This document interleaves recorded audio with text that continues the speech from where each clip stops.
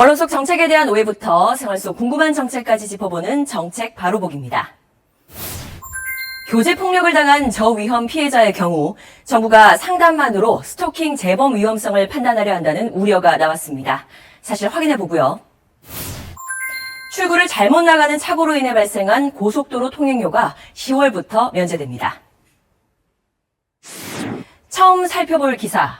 저위험 피해자 상담만으로 스토킹 재범 위험성 판단하라니입니다.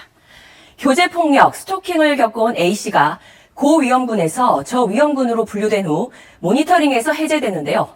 일주일 뒤 가해자가 A씨에게 상해를 입히는 살인미수 사건이 벌어졌다는 얘기입니다. 피해자 공동 모니터링 대책이 가해자의 재범 위험성을 판단하고 범죄 재발을 막는 데 실효성이 없다고 지적했습니다. 이에 대해 성평등가족부는 피해자 공동 모니터링 대책은 피해자 보호의 사각지대를 메우기 위한 보완 대책이라고 밝혔습니다. 공동 대응 체계에서 모니터링은 고위험 피해자는 경찰이, 그리고 저위험 피해자는 상담소가 담당하는데요. 교제폭력, 스토킹 등 친밀한 관계에서 발생하는 폭력의 경우 신체적 폭력이 아닌 강압적 통제 등 정서적 폭력이 수반되게 됩니다.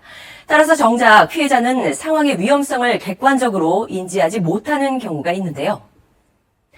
이때 상담 전문가들이 피해자가 느끼는 불안과 공포, 가해자의 폭력 성향과 잠재적 공격성 등 위험 징후를 세심하게 파악해서 이를 경찰과 공유하게 되고 경찰은 이 결과를 분석해 최종적인 위험 등급을 판단하고 가해자와 피해자에 대한 조치에 활용합니다.